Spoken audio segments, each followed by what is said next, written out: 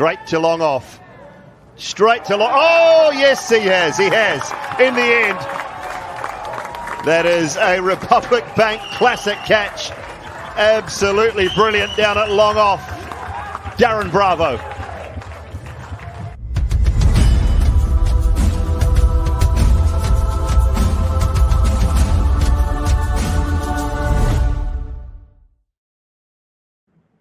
Danny, we're seeing catches like this, every few matches, and they are still awe-inspiring.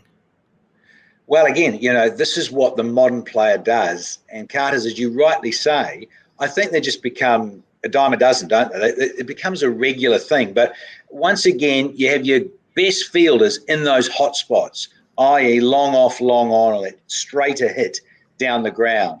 And the balance, presence of mind, to flick it up with the coordination and to time your leap, because of course now it's not just a little rope, it's the boundary cushion. You've got to be mindful of stepping over and then getting back in from the outside of play. So yeah, another superb sort of nuance of the game that you see these guys doing it so regularly. I mean, and not always about your super big athletes where you think in other codes like, volleyball or basketball, you've got the tall, big guys doing that, up front, whatever. It doesn't matter. You just, Akil Hussain with that diving. It's Fabian Allen in Florida 4 or 5 years ago.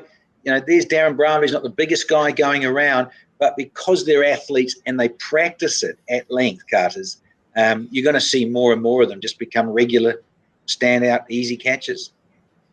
Absolutely, but just to flip it around, do you think batsmen still feel hard done by, or is it kind of it's okay, kind of a feeling? Yeah, and it's a funny one talking to us elder statesmen, Carters. I know you don't mind that. It's because now you've got this ring, haven't you? You've got this field that comes in because of the OSH thing, the safety, health and safety sort of issue, that the boundaries come in maybe, 2, 3, 4 metres, some cases maybe 5 or so metres.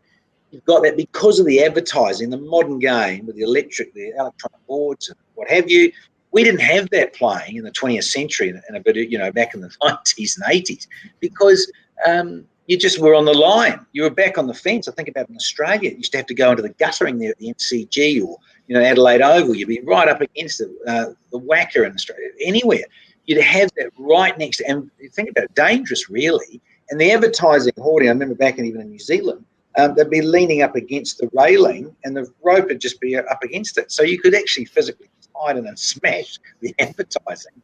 Now, completely different, as you say. I think it's common sense, and it's also that boundary cushion thing's ideal.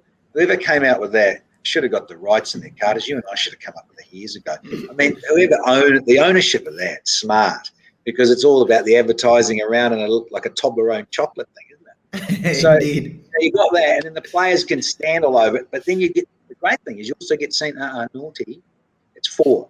Well, you stood on that. I've seen that. It's moved. It's 6. Naughty. But they don't know. So then that's, again, the modern game and all the cameras and let's go upstairs to the third umpire, the TV match official.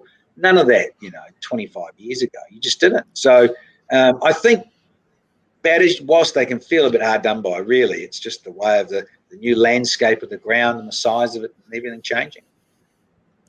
Yes, indeed. Well, Darren Bravo, thank you for showing us how it's done.